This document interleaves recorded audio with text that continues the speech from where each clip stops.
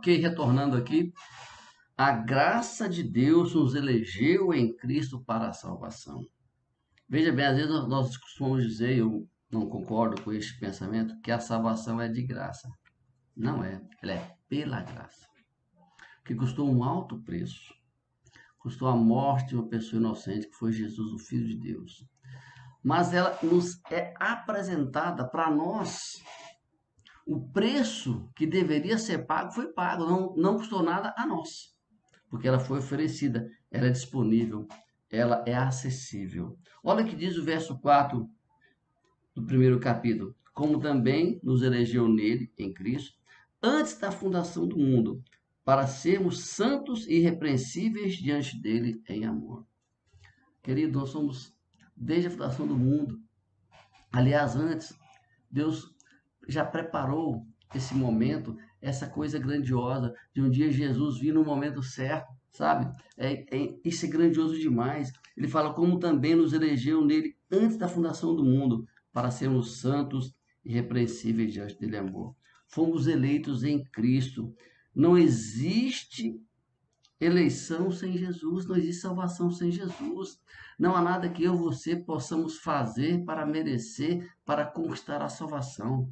E isso é um aspecto da religião que é importante aqui trazer, porque religião nada mais é do que você conseguir um acesso a Deus por meio dos seus esforços. Querido, eu digo isso é impossível. Nós só nos achegamos a Deus porque Ele nos alcançou, Ele foi atrás de nós, Ele nos buscou e em Cristo Jesus nos resgatou. Não existe eleição sem sacrifício de Jesus e sem fé em Cristo. Para que o sacrifício de Jesus? Por quê? Para tornar eficaz a salvação. Sem Deus, sem Cristo, não há salvação, não há restauração, porque Deus em Jesus nos restaura da condição de morto e perdido. Jesus Cristo é a base da nossa fé, a compreensão da revelação de Deus e o seu propósito. Nós temos hoje diversas igrejas que têm uma história de muita revelação. Ah, que revelação daquilo. Deixa eu dizer uma coisa, meu querido. Jamais você encontrará uma revelação superior a isso aqui, ó. Palavra de Deus. Aqui Deus se revelou para nós. É na palavra de Deus que encontramos toda a revelação. Ela é grandiosa, ela é suficiente. Nós não precisamos de nenhum aditivo. Nada. É da palavra de Deus. Nós temos que entender o que Paulo diz. Paulo diz aqui em Romanos 11:36. Porque todas as coisas são dele, por ele e para ele. A ele seja a glória eternamente. Amém. Não há possibilidade de uma vida com Deus sem Jesus. Não é mérito, não é o que eu faço, é o que Jesus fez. Jesus já pagou o preço. Essa é a maravilhosa graça.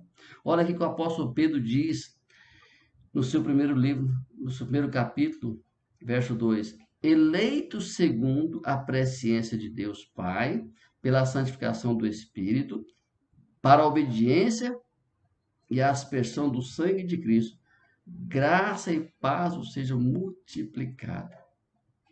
Sabe, meus amados, aqui a gente vê também um aspecto da soberania de Deus. Coisa grandiosa. Deus exerce a sua soberania e por isso Cristo é a base, é a sustentação.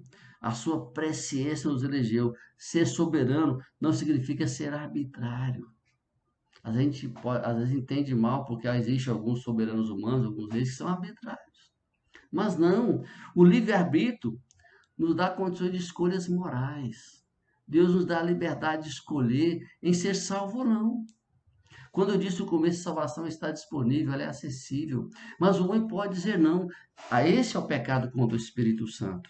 É rejeição, é não aceitar a oferta de Deus para a salvação. É dizer não. Então, a soberania de Deus, ela não nos escraviza, muito pelo contrário. Porque o livre-arbítrio não é contrário à graça. Porque é uma escolha que eu faço, eu aceito essa graça grandiosa de Deus que eu não mereço. A graça é um dom maravilhoso de Deus.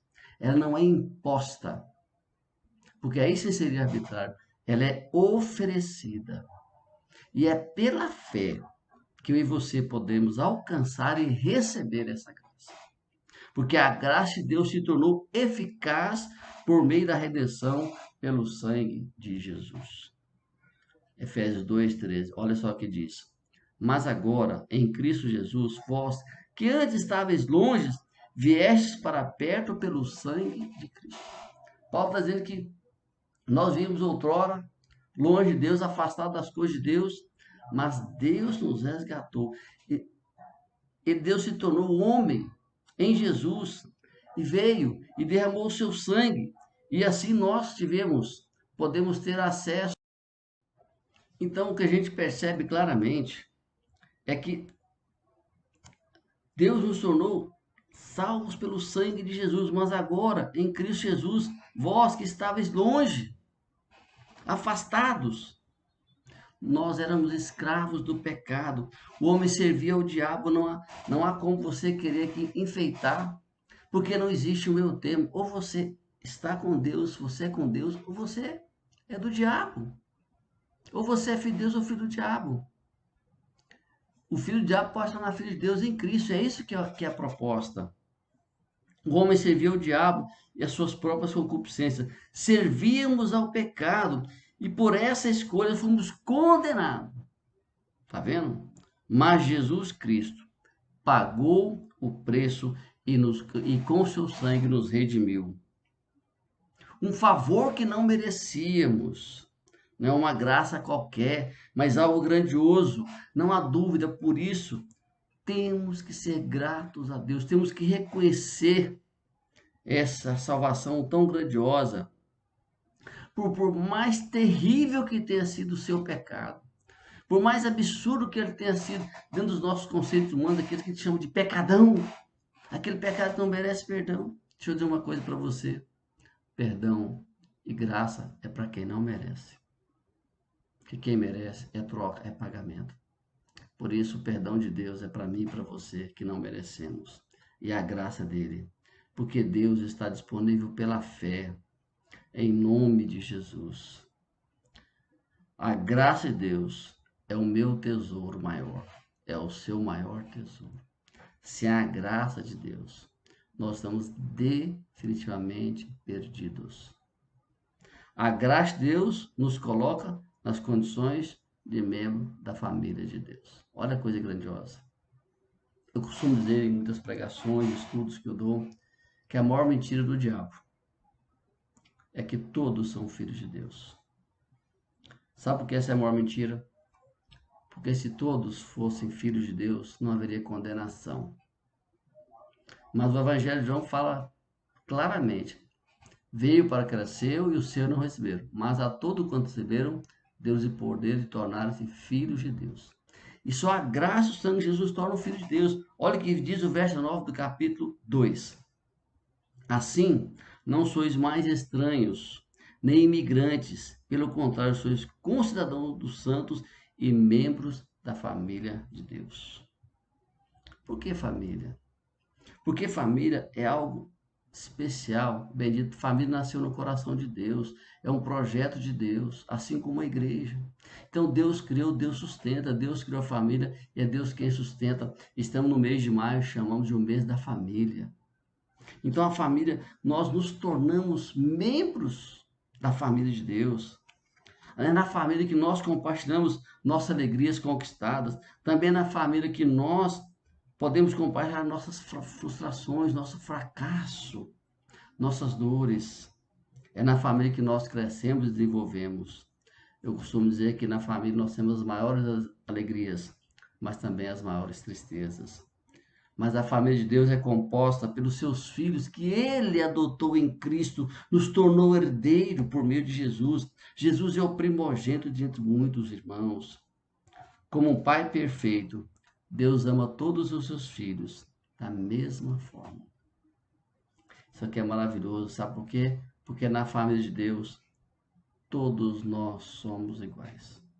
Ninguém é melhor do que o outro. Ninguém. Tem gente que acha que tem algumas pessoas terrivelmente, porque tem uma condição intelectual mais elevada ou condição financeira mais elevada, se acham melhor do que os outros. Isso não é verdade ante Deus. Deus olha para mim e para você, independente do que temos, independente do que conquistamos nesse mundo. O que vale para Deus é o nosso coração. Eu quero terminar este estudo de hoje, esse breve estudo desses 2 capítulos, dizendo: não há escape para o homem sem Jesus.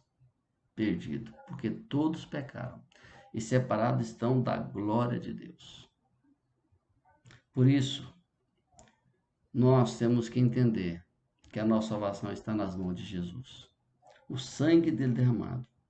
Por isso nós temos que viver uma vida de gratidão, todo dia ser gratos a Deus, porque fomos alcançados pela salvação, pela graça salvadora de Jesus. Foi Deus que foi ao nosso encontro para nos resgatar. Por isso quero deixar 3 lições essenciais para que possamos compreender os aspectos essenciais dessa salvação. Primeiro, decida viver para a glória e louvor do Senhor. Tudo o que você vier fazer, faça para honrar e glorificar o nome de Deus. Segunda coisa, não permita. Decida, mesmo que você não consiga ver, mas decida obedecer. Não aceite e não se conforme com o pecado, porque agora você é uma nova criatura, você foi vivificado em Cristo Jesus. Não permita que o pecado domine sobre a sua vida. Terceira e última coisa, jamais se ensoberbeça por fazer parte da família de Deus. Lembre-se que você faz parte da família de Deus pela graça por Jesus, não foi por mérito seu. Então eu quero orar nesse instante pela sua vida, que Deus possa te abençoar ricamente. Oremos. Deus bendito, Deus de misericórdia, suplico por aqueles que ouviram esta palavra. Que teu Santo Espírito toque em seus corações. Eles possam ser gratos ao Senhor pela salvação oferecida a nós gratuitamente quando Jesus, o teu Filho amado, morreu na cruz. Pai, abençoe suas vidas. Dê a todos eles uma semana abençoada na tua presença. Toma conta de nós. Perdoa os nossos pecados. Nós oramos em nome de Jesus. Amém. Que Deus te abençoe e até a próxima semana.